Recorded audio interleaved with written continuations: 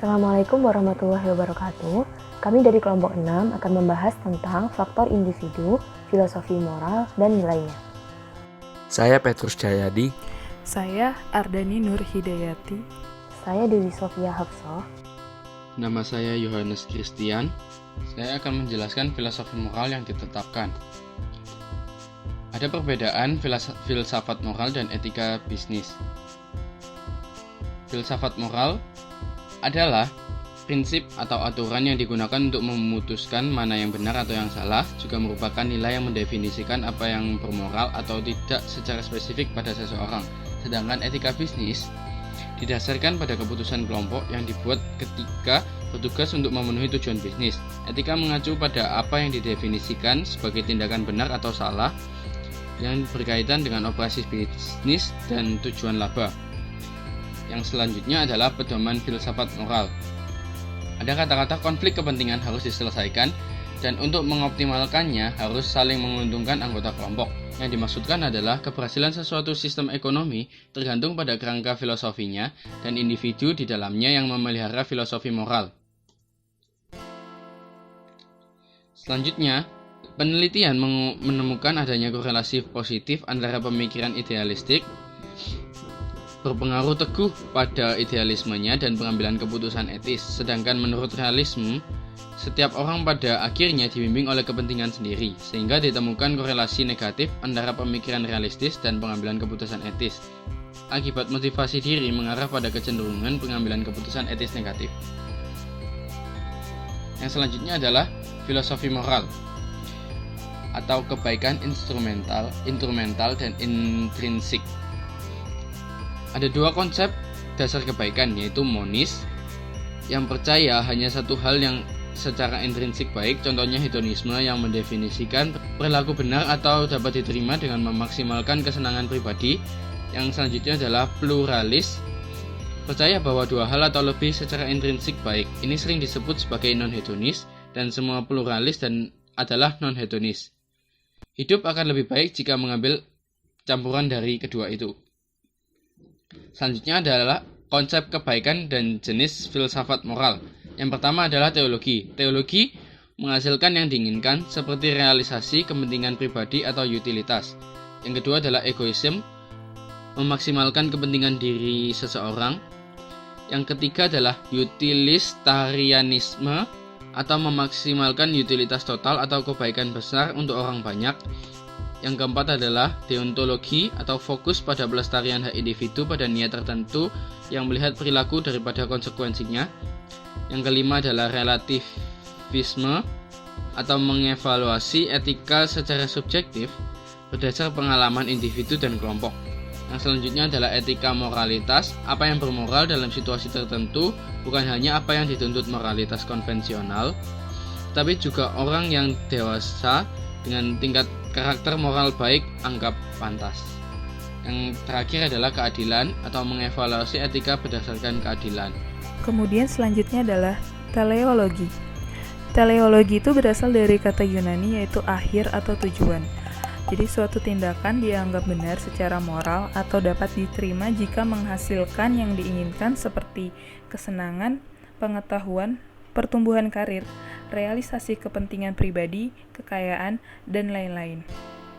Teori ini menilai nilai moral suatu perilaku dengan melihat konsekuensinya.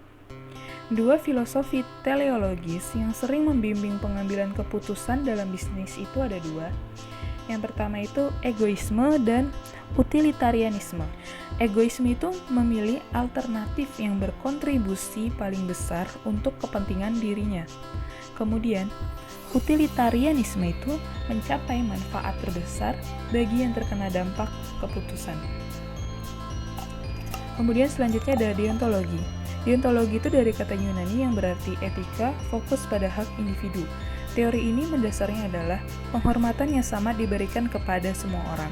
Sifat prinsip moral permanen dan stabil. Kepatuhan terhadap prinsip ini mendefinisikan etika. Deontolog itu percaya individu memiliki hak absolut, yaitu kebebasan hati nurani, kebebasan untuk menyetujui, kebebasan privasi, dan kebebasan berbicara. Deontologi dibagi menjadi dua, yaitu fokus pada aturan moral dan fokus pada sifat dari tindakan itu sendiri. Fokus pada aturan moral itu, kesesuaian dengan prinsip moral umum, menentukan etika, dan menggunakan akal logika untuk merumuskan aturan berperilaku. Dan fokus pada sifat dari tindakan itu sendiri, yaitu tindakan adalah dasar untuk menilai moralitas atau etika, mengharuskan seseorang menggunakan keadilan dan ketidakberpihakan ketika membuat dan menegakkan keputusan.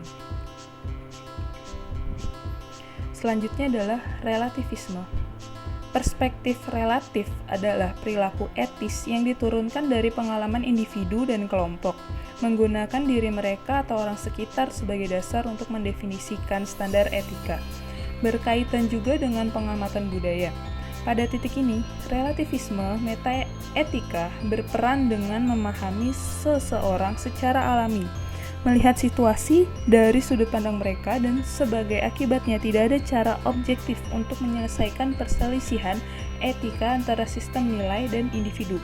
Sedangkan relativisme normatif menganggap pendapat satu orang sama baiknya dengan pendapat orang lain, dan mengakui kita hidup dalam masyarakat di mana orang memiliki banyak pandangan dan dasar yang berbeda untuk membenarkan atau menyalahkan keputusan. Dan selanjutnya adalah etika moralitas. Etika moralitas itu memiliki pendekatan, yaitu program etika perusahaan yang baik mendorong kebajikan dan integritas individu.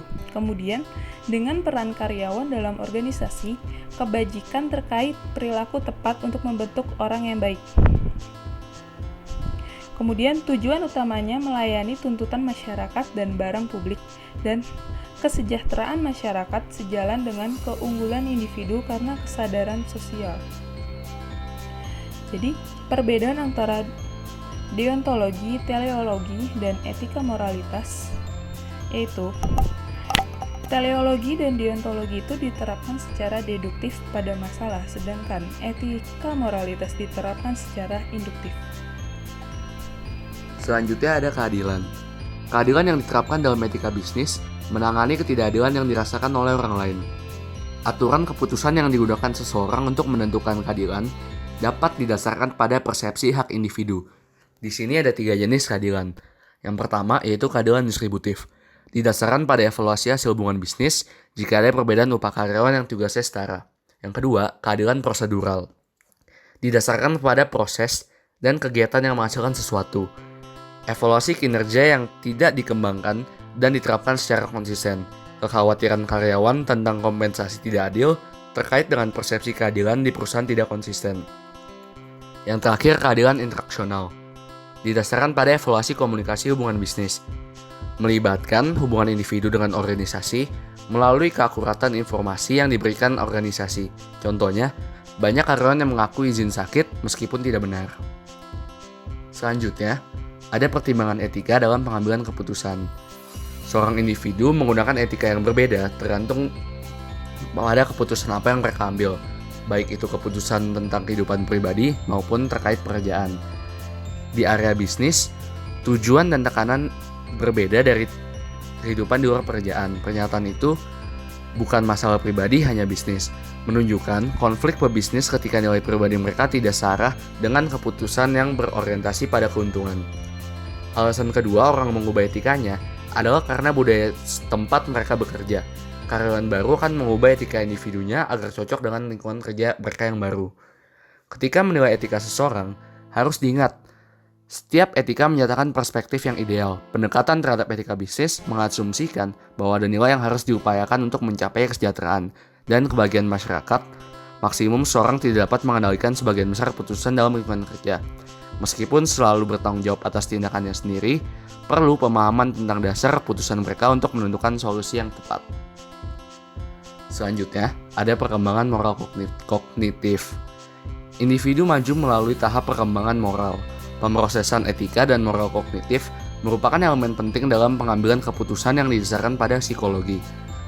Menurut psikolog Lawrence Kohlberg, mengadaptasi teori Piaget dan mengembangkan model 6 tahap perkembangan kognitif. Yang pertama, tahap hukuman dan kepatuhan.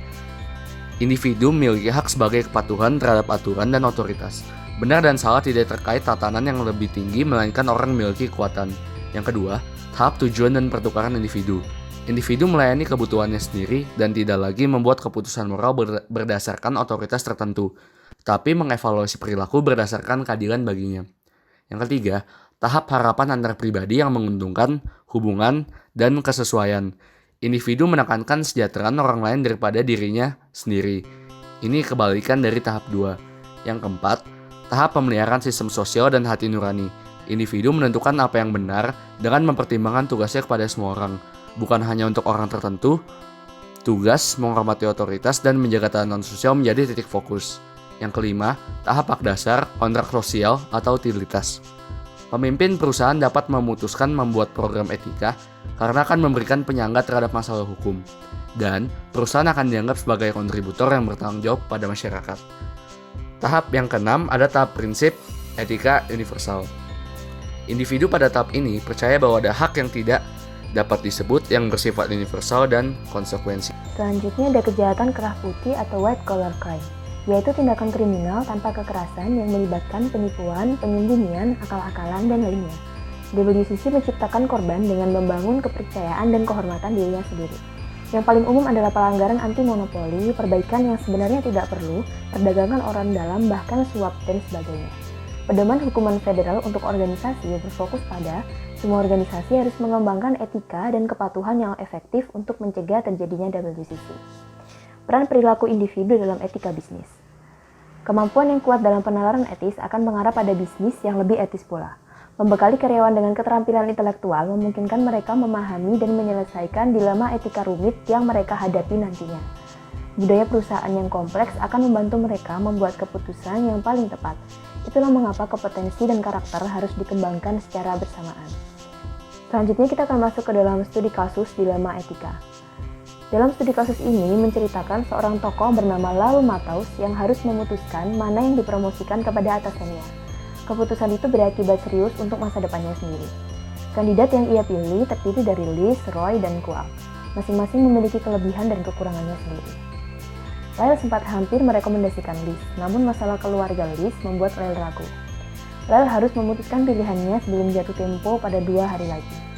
Lyle pun mempertimbangkan kinerja dan penghambat berupa kehidupan pribadi dari setiap kandidatnya. Dari studi kasus tersebut muncullah beberapa pertanyaan sebagai berikut. Pertanyaan pertama yaitu diskusikan kelebihan dan kekurangan dari setiap kandidat Liz, Roy, dan Kwang.